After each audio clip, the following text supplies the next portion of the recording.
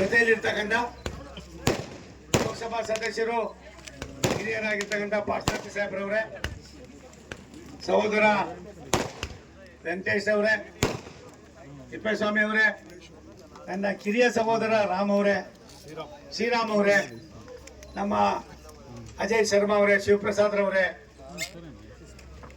ಎಲ್ಲ ಇಲಾಖೆ ಮತ್ತು ಇಲಾಖೆಯ ಮುಖ್ಯಸ್ಥರೇ, ಆತ್ಮೀಯರೇ, ಮುಖಂಡರೇ, ನಾನು ಪಾರ್ಸಾರ್ಥಿ ಸಾಹೇಬರಿಗೆ ಮೊನ್ನೆ ದಿನ ಫೋನ್ ತಂದೆ ನಾನಿಬ್ರು ಒಂದು ತಾಯಿ ಮಕ್ಕಳಿಗಿನ ಹೆಚ್ಚಾಗಿ ಬೆಳೆದವರು.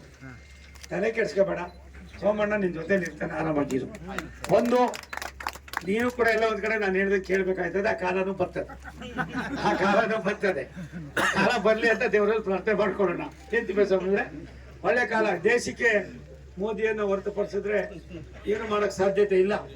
ಈ ದೇಶದ ಆಧಾರ ಸ್ತಂಭ ಮೋದಿಯವರು. ನಿನ್ನೆ ತಾನೇ ಕರ್ನೂಲು ಬಂದು ಶ್ರೀಶೈಲದ ಮಲ್ಲಿಕಾರ್ಜುನ ದರ್ಶನ ಪಡೆಯೋದಕ್ಕೆ ಆಂಧ್ರ ಪ್ರದೇಶದ ಮುಖ್ಯಮಂತ್ರಿಗಳಾದ ಚಂದ್ರಬಾಬು ನಾಯ್ಡು ಅವರು, ನನಗನ್ನಿಸ್ತದೆ ದಕ್ಷಿಣ ಭಾರತದಲ್ಲಿ ಯಾರಾದ್ರೂ ಒಬ್ರು ಸ್ವಂತ ಅಭಿವೃದ್ಧಿ ಒಂದರಿಂದ ದೇಶ ಗೆಲ್ಬಹುದು ಅನ್ನೋದಿದ್ರೆ ಅದು ಮೊದಲಿಗರು ಚಂದ್ರಬಾಬು ನಾಯ್ಡು ಅವರು. ಇವತ್ತು ಮೋದಿ ಅವರನ್ನ ಹೊರತುಪಡಿಸಿದ್ರೆ ಮತ್ತೊಬ್ರು ಅಭಿವೃದ್ಧಿಯತ್ತ ಹೆಜ್ಜೆ ಇಡ್ತಕ್ಕಂಥವ್ರು ಸನ್ಮಾನ್ಯ ಚಂದ್ರಬಾಬು ನಾಯ್ಡು ಅವರು. ಹಾಗಾಗಿ ದಕ್ಷಿಣ ಭಾರತದಲ್ಲಿ ಇನ್ನೊಂದು 3-4 ತಿಂಗಳು ಕಳೆದ್ರೆ ಅದು 10 ಕಿಲೋಮೀಟರ್, ಇದೊಂದು 16-18 ಕಿಲೋಮೀಟರ್, 26 ಕಿಲೋಮೀಟರ್ ಹೈ ಕ್ಲಾಸ್ ಆಗಾಯ್ತದೆ. ಅವು ಇನ್ನೂ ತುಂಬಾ ವಿಜೃಂಭಣೆಯಿಂದ ಮಾಡ್ತಕ್ಕಂಥದ್ದಾಗ್ತದೆ. ಇವೆರಡೂ ಆದ್ಮೇಲೆ ನಮ್ಮ ಮಡಕ್ಸಿರ ಆದ ಮಧುಗಿರಿ ಆದ್ಮೇಲೆ ಕೋಟಗೆರೆಯಿಂದ ಊರುಕೆರೆಯಿಂದ ದಾವಣಗೆರೆ ಹೀಗೆಲ್ಲ ಹೋಗ್ತದೆ. ಇದೊಂದು ಒಳ್ಳೆ ಪ್ರಾಜೆಕ್ಟ್ ಆಗಿದೆ. ಅರ್ಥಾರ್ಥಿ ಅಣ್ಣ, ನನಗೇನು ಗೊತ್ತಿರಲಿಲ್ಲ. ನಾನು ಬೆಂಗಳೂರು ಬಿಟ್ಟರೆ ಬೇರೆ ಗೊತ್ತಿರಲಿಲ್ಲ ನನಗೆ.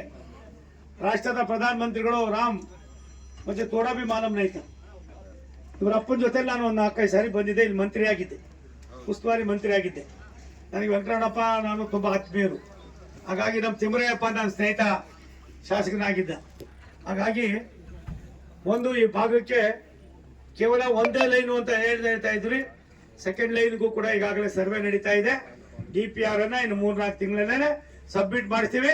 ಅದನ್ನು ಕೂಡ ಕೆಲಸವನ್ನ ತೆಗೆದುಕೊಂಡು 2 ಲೈನ್ ಬರ್ತಾ ಇದೆ. ನಿಮಗೆ ತುಂಬಾ ದೊಡ್ಡ ಇಂಡಸ್ಟ್ರೀಸ್ ಇರ್ಬೋದು, ಮತ್ತೊಂದಿರ್ಬೋದು, ಕಮರ್ಷಿಯಲ್ ಇರ್ಬೋದು, ನೀರಾವರಿಯು ಕೂಡ ಒಂದು ರೀತಿ ಸಾಕಷ್ಟು ಉತ್ತೇಜನವನ್ನು ನೀಡುವುದರ ಮುಖೇನ ನೀರಾವರಿಗೂ ಕೂಡ ಆದ್ಯತೆ ಸಿಗ್ತದೆ ಅಂತ ಮನವಿ ಮಾಡ್ತೀನಿ.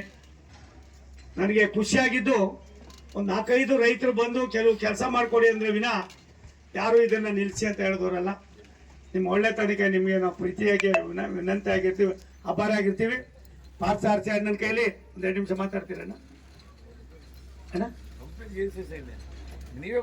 ಅದಕ್ಕೋಸ್ಕರವಾಗಿ ನೆಕ್ಸ್ಟ್ ಬಂದಾಗ ನನಗನ್ನಿಸ್ತದೆ ಶ್ರೀರಾಮನ್ನ ನಾನು ಚೀಫ್ ಗೆಸ್ಟ್ ಆಗಿ ಕರಿತೀನಿ. Official invitative as railway. But ಒಂದು ಅವತ್ತಿ ಪಟಾಕಿ ಗಿಟಾಕಿ ಓಡಿಸ್ಬೇಡ ನೀವು. ನಾನೇ ಎಲ್ಲಿ ಗುರು ಹೈ ಕ್ಲಾಸ್ सिद्धार्थ कर्को अब सिद्धार्थ को लेको आई, बाद में अम्मा को लेको आने का ಸುಧಾಕರ್ ಏನೋ ಮಾಡಿ ಮುಗಿಸಿ ಎಲ್ಲ ಮಾಡಿ ಒಳ್ಳೇದಾಗ್ಲಿ. ಇದು ಒಳ್ಳೆ ಯೋಜನೆ. ನನಗನ್ನಿಸ್ತದೆ ನಾವು ಒಂದಷ್ಟು ಜನ ಅಲ್ಲೆಲ್ಲ ಊಟ ಕೇಳಿದಾರೆ, ಹೋಯ್ತೀವಪ್ಪ, ನೀವೆಲ್ಲೆಲ್ಲಿ ಊಟ ಮಾಡ್ತೀರ ಮಾಡ್ರಿ, ನನಗೇನು ಗೊತ್ತಿಲ್ಲ. ಹಾಗಾಗಿ ಮತ್ತೆ ಅದಾದ್ಮೇಲೆ ಮಡಕ್ಸಿರಕ್ಕೆ ಹೋಗ್ತೀವಿ. ಮಡಕ್ಸಿರದಲ್ಲಿ ಒಂದು ಸ್ಪಾಟನ್ನು ನೋಡಿ ಅಲ್ಲಿಂದ ಮತ್ತೆ ನಾನು ಬೇರೆ ಕಡೆ ಹೋಗ್ತೀನಿ. ನನಗೊಂದು ಖುಷಿಯಾಗಿದ್ದು, ನನಗೆ ಭಾರಿ ಆತ್ಮೀಯರಾಗಿದ್ದಂಥ ಮಗ ಶ್ರೀರಾಮು ನಮ್ಮ ಜೊತೆ ಬಂದಿದ್ದಾನೆ. ನನಗೆ ಭಾರಿ ಆನಂದ ಆಯಿತು. ಅವ್ರ ತಾಯಿಯವರು ನಮಗೆ ಒಂಥರ ಸಹೋದರಿ ಇದ್ದಾಗಿ. ನಾನು ಅವ್ರಿಗೆ ಹೇಳಿದೆ, ನಾನು ಒಂದು ಬಾರಿ ಹಿಂದಿ ಕಲಿತಿಮ್ಮ ತೆಲುಗು ಕಲಿಯೋಕ್ಕಾಗತ್ತಪ್ಪ, ನೀನು ಕನ್ನಡ ಕಲ್ತ್ಕೊಬಿಡು ಅಂತ ಹೇಳಿದ್ದೀನಿ. ವೆಂಕಟೇಶ್, ನೀನು ಕನ್ನಡ ಕಲಿಸ್ಬೇಕು ಪೂರ್ತಿ ಅವ್ರಿಗೆ. ಅವ್ರ ಸಹೋದರ ಇದ್ದಾನೆ, ಇನ್ನೂ ಬುದ್ಧಿವಂತ, ಸಿದ್ಧಾರ್ಥ, ಇನ್ನೂ ಬುದ್ಧಿವಂತ, ಭಾರಿ ಬುದ್ಧಿವಂತ. ಒಳ್ಳೆಯವರಲ್ಲಿ ಒಳ್ಳೆಯವರು ಇರ್ತಾರೆ ಅನ್ನೋದಕ್ಕೆ ಎಲ್ಲ ಕಾರಣ ಆಯ್ತದೆ. ಅಶೋಕ, ನೀನು ದೊಡ್ಡ ನಾಯಕ ಆಯ್ತೆ, ಆರಾಮಾಗಿರು. ಡಿಲಿಮಿಟೇಷನ್ ಏನೇನು ಆಯ್ತದೋ ಗೊತ್ತಿಲ್ಲ, ಖುಷಿಯಾಗಿರ್ರಿ. ಎಲ್ಲವೂ ಕೂಡ ಭಗವಂತನೇ ಕೊಡ್ತಾನೆ. ಒಳ್ಳೆ ಕೆಲಸ ಆಗ್ತಾ ಇದೆ. ನನಗನ್ನಿಸ್ತದೆ 2026 ಜನವರಿ ಫೆಬ್ರವರಿಯಲ್ಲಿ ರಾಂಪುರ ದೊಡ್ಡಹಳ್ಳಿ ರಾಂಪುರದಿಂದ ಪಾವಗಡಕ್ಕೆ ಒಂದು ಹೊಸ ಟ್ರೈನನ್ನು ನೀಡ್ತಕ್ಕಂಥ ಕೆಲಸವನ್ನು ಭಾರತ ಸರ್ಕಾರ ಸನ್ಮಾನ್ಯ ನರೇಂದ್ರ ಮೋದಿ ಅವರ ನಮ್ಮ ಅಶ್ವಿನಿ ವೈಷ್ಣವ್ ಹತ್ರ ಮಾತನಾಡಿ ಮಾಡ್ತಕ್ಕಂಥ ಕೆಲಸವನ್ನು ನಾವು ಮಾಡ್ತೀವಿ ಅಂತ ಹೇಳಿ ಕದರದೇವಳಪಲ್ಲಿಯಿಂದ ಕೆ ರಾಂಪುರ ತನಕ 10 ಕಿಲೋಮೀಟರ್ ಆಗಿದೆ. ಅಲ್ಲಿ ನಾನು ಅಧಿಕಾರಿಗಳ ಹತ್ರ ಮಾತನಾಡ್ತೀನಿ. ಹೈದರಾಬಾದ್ ಇರ್ಬೋದು, ತೆಲಂಗಾಣ ಇರ್ಬೋದು, ತಮಿಳುನಾಡು ಇರ್ಬೋದು, ಕೇರಳ ಇರ್ಬೋದು, ನಾವೆಲ್ಲ ಒಂದು ತಾಯಿಯ ಮಕ್ಕಳಾಗಿ ಕೆಲಸ ಮಾಡೋಣ ಅಂತ ಹೇಳಿ ಎಲ್ಲರೂ ಒಳ್ಳೇದಾಗಲಿ ಅಂತ ಹಾರೈಸಿ ನನ್ನ ಮಾತು ಮುಗಿಸ್ತೀನಿ. ನಮಸ್ಕಾರ.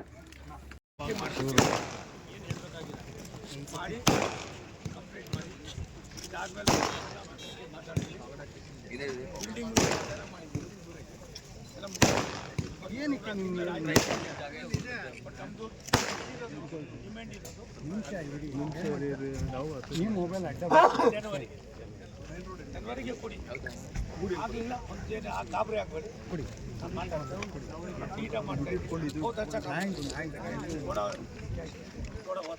ಸರ್ ಸರ್ ಸ್ವಲ್ಪ ಹಿಂದೆ ಅಡ್ಡ ಬರ್ತಾ ಇದ್ದಾರೆ.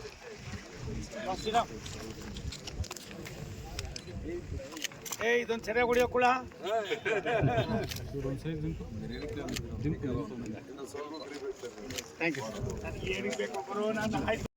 ಅವ್ರಿಗೂ ಮಾಡೋ ಕೆಲಸ ಇಲ್ಲ, ನಿಮಗೂ ಯಾಕೆ ಕೆಲಸ ಇಲ್ಲ, ನಮಗೂ ಯಾಕೆ ಕೆಲಸ ಇಲ್ಲ, ನಮಗೆಲ್ಲ ಮಸ್ತ್ ಕೆಲಸ ಇದೆ. ಒಂದು ತಿಳ್ಕೊಳ್ಳಿ, ದೇಶದ ಇತಿಹಾಸ, ಈ ದೇಶದಲ್ಲಿ RSSನವರ ತ್ಯಾಗ ಬಲಿದಾನ ಅನ್ನೋದನ್ನ ಮುಂದಿನ ಪೀಳಿಗೆಗೆ ಇರೋದು ಇಡೀ ವಿಶ್ವದಲ್ಲಿ ಒಂದೇ ಹಿಂದೂ ರಾಷ್ಟ್ರ, ಅದು ಭಾರತ. ಇನ್ನೊಂದು ರಾಷ್ಟ್ರನ ಹುಡುಕೋಕ್ಕಾಗೋದಿಲ್ಲ. ಎಲ್ಲ ಒಂದು ಕಡೆ ಡೋಲಾಯಮಾನ ಪರಿಸ್ಥಿತಿಯನ್ನು ತಂದು ಬೇರೆಯವರಿಗೆ ಬೇರೆ ನೂರಾರು ದಿವಸಗಳಿವೆ, ಬದುಕೋದಕ್ಕೆ ದಾರಿ ಇದೆ. ನಮಗೆಲ್ಲಿದೆ? ಇರೋದು ಒಂದೇ ದೇಶ, 100 ವರ್ಷ ಇತಿಹಾಸ RSS ಇದೆ. ಆದ್ದರಿಂದ ಬನ್ನಿ ವಿನಂತಿ ಮಾಡೋದು ಇಷ್ಟ ಮಾಧ್ಯಮದವರಿಗೆ, ಪದೇ ಅವರೇನೋ ಯಾವ್ಯಾವುದಕ್ಕೆ ಏನೇನು ಮಾಡಬೇಕು ಅದನ್ನು ಮಾಡೋದು ಬಿಟ್ಟು ಬೇರೆ ಏನೇನೋ ಮಾಡ್ತಾವ್ರೆ. ಅವ್ರ ಹತ್ರ ಏನಾಗಿದೆ, ಖಜಾನೆ ಖಾಲಿಯಾಗಿದೆ. ಜನರ ಭಾವನೆಯನ್ನು ಬೇರ್ಪಡೆ ಮಾಡ್ತಕ್ಕಂಥದ್ದು ಏನೋ ಮಾಡ್ತಾ ಇದ್ದಾರೆ. ಅದ್ರ ಬಗ್ಗೆ ಪದೇ ಚರ್ಚೆ ಮಾಡೋದು ಬಿಟ್ಟು ನಾನು ಸರ್ಕಾರಕ್ಕೆ ವಿನಂತಿ ಮಾಡ್ತೀನಿ, ದಯವಿಟ್ಟು 224 ಕ್ಷೇತ್ರದಲ್ಲಿ ಎಲ್ಲೆಲ್ಲಿ ಭಾರಿ ಮಳೆ ಆಗಿ ಅನಾನುಕೂಲ ಆಗಿದೋ ಆ ಜನರ ನೆರವಿಗೆ ಹೋಗಿ, ರೈತರ ನೆರವಿಗೆ ಹೋಗಿ. ಇಂಥ ಪಾವಗಡದಂಥ ಮಾಡಿದ್ದಲ್ಲಿ ಇನ್ನೂ ಕೂಡ ಅಷ್ಟು ತೃಪ್ತಿ ಆಗೋಷ್ಟು ಮಳೆ ಬಿದ್ದಿಲ್ಲ. ಇಂಥ ಕಡೆ ಏನು ಆದ್ಯತೆ ಕೊಡಬೇಕು ಕೊಡಿ. ನಿಮ್ಮವರೇ ಶಾಸಕರಿದ್ದಾರೆ, ನಿಮ್ಮವರೇ ಎಲ್ಲರೂ ಇದ್ದಾರೆ. ನನಗೆ ಅವರು ಇವರು ಅನ್ನೋದಕ್ಕಿಂತ ಹೆಚ್ಚಾಗಿ ದೇಶದ ಅಭಿವೃದ್ಧಿ ಆಗಬೇಕಾದ್ರೆ ರಾಜ್ಯದ ಅಭಿವೃದ್ಧಿ ಆಗಬೇಕು, ರಾಜ್ಯದ ಅಭಿವೃದ್ಧಿ ಆಗಬೇಕಾದ್ರೆ ತಾಲೂಕಿನ ಅಭಿವೃದ್ಧಿ ಆಗಬೇಕು, ಡಿಸ್ಟಿಕ್ ಅಭಿವೃದ್ಧಿ ಆಗಬೇಕು, ಪಂಚಾಯತಿಗಳ ಅಭಿವೃದ್ಧಿ ಆಗಬೇಕು. ಅದ್ರ ಬಗ್ಗೆ ಗಮನ ಹರಿಸ್ರಿ. ಅಂದರೆ ನರೇಂದ್ರ ಮೋದಿಯವರು ಏನಾದರೂ ಈ ರೀತಿಯ ಯೋಚನೆ ಮಾಡಿದರೆ 25 ಕೋಟಿ ಕುಟುಂಬ ಇವತ್ತು ಮೇಲ್ಪಂಕ್ತಿಗೆ ಹೆಂಗೆ ಬರ್ತಾಯಿದ್ರು, ಬಡತನದ ರೇಖೆಯಿಂದ ಮೇಲ್ಪಂಕ್ತಿಗೆ. ಅದನ್ನು ಮಾಡ್ರಪ್ಪ ಅಂದರೆ ಗಣೇಶನ್ ಮಾಡೋದ್ರೆ ಅವ್ರ ಅಪ್ಪನ ಮಾಡ್ಕೊಂಡು ಕುಂತ್ಕೊಂಡು ಅವ್ರಿಗೆ ನೀವು ಕರೆಕ್ಟಾಗಿ ತುದಿ ಹೊತ್ಕೊಂಡು ಇರೋದು ಬೇಡ. ದಯವಿಟ್ಟು ನಾನು ಸರ್ಕಾರಕ್ಕೆ ಆಗ್ರಹ ಪಡಿಸೋದಿಷ್ಟೇ, ಇಂಥವೆಲ್ಲ ಬಿಡಿ ಕ್ಷುಲ್ಲಕವಾದ ವಿಚಾರನ. ಈ ದೇಶವನ್ನು, ನಮ್ಮ ದೇಶದ ಇತಿಹಾಸವನ್ನು, ನಾವು ನಡೆದು ಬಂದ ದಾರಿಯನ್ನು RSS ಮಾಡಿರ್ತಕ್ಕಂಥ ಒಂದು ದೊಡ್ಡ ಕೆಲಸವನ್ನು ನಾವೆಲ್ಲ ಒಂದು ಕಡೆ ಬೇರೆ ರೂಪಕ್ಕೆ ಉಪಯೋಗಿಸ್ಕೊಳ್ಳೋದು ಬಿಟ್ಟು ಮುಂದಿನ ಪೀಳಿಗೆ ನೆಮ್ಮದಿ ಶಾಂತಿಯಿಂದ ಬದುಕೋದಕ್ಕೆ ಅವರು ಕೊಡುಗೆ ಏನು ಕೊಟ್ಟಿದ್ದಾರೆ, ಅಂಥ ಕೊಡುಗೆಯಲ್ಲಿ ನಮಗೂ ಏನಾದ್ರು ಆಯ್ಕೆ ಇದ್ದರೆ ಮಾಡಿಕೊಂಡು ಕೆಲಸ ಮಾಡೋದಕ್ಕೆ ಅನುವು ಮಾಡ್ಕೊಳ್ಳಿ. ಇದು ನಿಮ್ಗೆ ಒಳ್ಳೆಯದಲ್ಲ, ಗೌರವ ಅನ್ನೋಲ್ಲ. ನೀವೇನು ಮಾಡ್ತೀರೋ ಅದನ್ನು ಪದೇ ನಾವು ಹೇಳಿ ನಮ್ಮ ಗೌರವವನ್ನು ಕೂಡ ಕಡಿಮೆ ಆಯ್ತದೆ. ಊಟ ಮಾಡ್ತಾರೆ ಒಂದು ನಿಮಿಷ ತಗೊಳ್ತಾ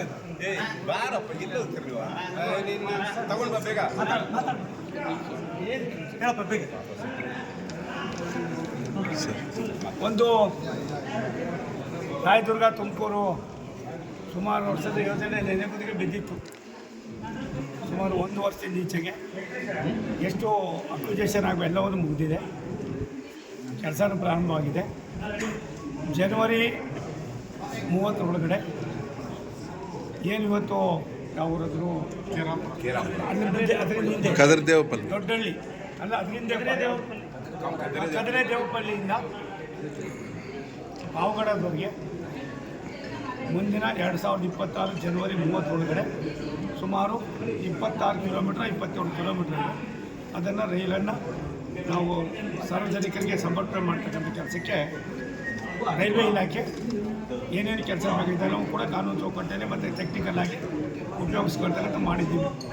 ಎರಡನೇದು ಪಾವಗಡ ಮಡಗಸಿರ ಟೆಂಡರ್ ಆಗಿ ಕೆಲಸ ನಡೀತಾ ಇದೆ.